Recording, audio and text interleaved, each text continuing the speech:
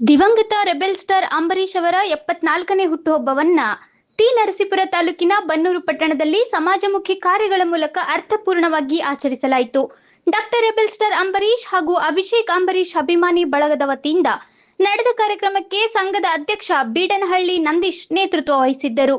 ಮೊದಲಿಗೆ ಬನ್ನೂರು ಪಟ್ಟಣದಲ್ಲಿರುವ ಅಂಬರೀಶ್ ಪುತ್ಥಳಿಗೆ ಪುಷ್ಪನಮನ ಸಲ್ಲಿಸಿ ಬಳಿಕ ಕೇಕ್ ಕತ್ತರಿಸುವ ಮೂಲಕ ಅಭಿಮಾನಿಗಳು ಸಂಭ್ರಮಿಸಿದರು. ಇದಾದ ನಂತರ ಬನ್ನೂರಿನ ಸಮೀಪದ ಒಡ್ಗಲ್ ರಂಗನಾಥ ಸ್ವಾಮಿ ಬೆಟ್ಟದಲ್ಲಿ ಪಕ್ಷಿಗಳ ರಕ್ಷಣೆಗಾಗಿ ವಿಶೇಷ ಸಮಾಜಮುಖಿ ಕಾರ್ಯಕ್ರಮ ನಡೆಸಲಾಯಿತು.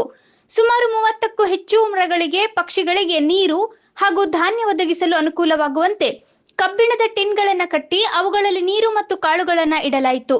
ಈ ಬಾರಿ ಬೇಸಿಗೆಯ ಸಂದರ್ಭದಲ್ಲಿ ಪಕ್ಷಿಗಳಿಗೆ ನೀರಿನ ಅಭಾವ ಉಂಟಾಗುತ್ತಿರುವ ಹಿನ್ನೆಲೆ ಈ ರೀತಿಯ ಕಾರ್ಯಕ್ರಮ ಹಮ್ಮಿಕೊಳ್ಳಲಾಗಿದೆ ಎಂದು ಸಂಘದ ಅಧ್ಯಕ್ಷ ಬೀಡನಹಳ್ಳಿ ನಂದೀಶ್ ತಿಳಿಸಿದರು. ಅಲ್ಲದೆ ಬೆಟ್ಟಕ್ಕೆ ಆಗಮಿಸಿರುವ ಭಕ್ತರು ಮರಗಳಿಗೆ ಕಟ್ಟಿರುವ ಟಿನ್ಗಳಲ್ಲಿ ನೀರು ಹಾಗೂ ಧಾನ್ಯಗಳನ್ನು ಹಾಕುವ ಮೂಲಕ ಪಕ್ಷಿಗಳ ರಕ್ಷಣೆಗೆ ಸಹಕರಿಸಬೇಕು ಎಂದು ಮನವಿ ಮಾಡಿದರು.